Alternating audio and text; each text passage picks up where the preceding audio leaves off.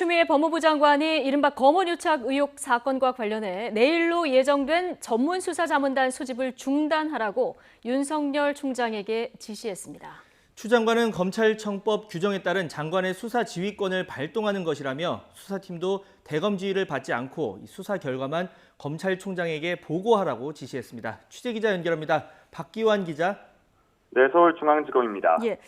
추미애 장관 어제 국제법제사법위원회에서도 강도 높은 발언들을 내놓기도 했었는데 결국 검언유착 의혹 사건 전문수사자문단 중단 지시를 했군요.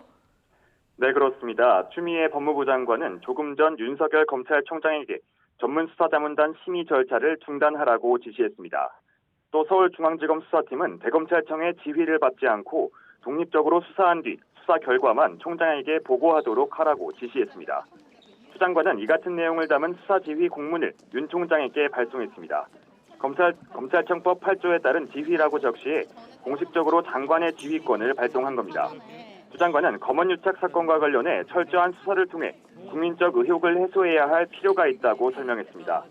이어 윤 총장 최측근으로 알려진 현직 검사장이 수사 대상이므로 공정성에 의문이 제기되지 않도록 의사결정이 이뤄져야 한다고도 덧붙였습니다. 추 장관은 윤 총장이 지휘 감독을 일임했던 대검 부장회의에서 채널A 기자의 구속영장 청구 여부 등에 대해 결과를 내지 못했는데도 윤 총장이 전문수사자문단 소집을 결정하고 단원 선정 절차까지 마쳤다고 지적했습니다. 또 이 과정에서 검찰 구성원의 충분한 의견 수렴을 거치지 않았다는 지적은 물론 검찰 내부에서의 이의도 제기됐다고 밝혔습니다. 또 피해자 측이 신청한 검찰수사심의위원회의 결론과 다를 경우 혼란이 예상되고 국민도 수사 결과를 믿지 못할 우려가 커졌다고 지휘 배경을 설명했습니다.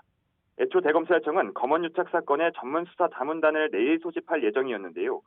이 같은 추 장관의 지시에 따라 무산될 것으로 보입니다. 앞서 전문수사자문단 소집을 두고 대검찰청과 서울중앙지검 수사팀은 정면 충돌 양상을 보였습니다. 이 때문에 어제 열린 긴급법제사법위원회에서 추 장관은 심각하게 우려하고 있다며 사과를 전했습니다.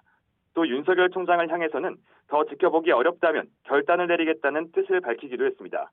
결국 추 장관이 또 한 번 지휘권을 발동해 수사자문단 소집을 중단하라는 지시까지 내리면서 후폭풍은 더 커질 것으로 보입니다. 지금까지 서울중앙지검에서 전해드렸습니다.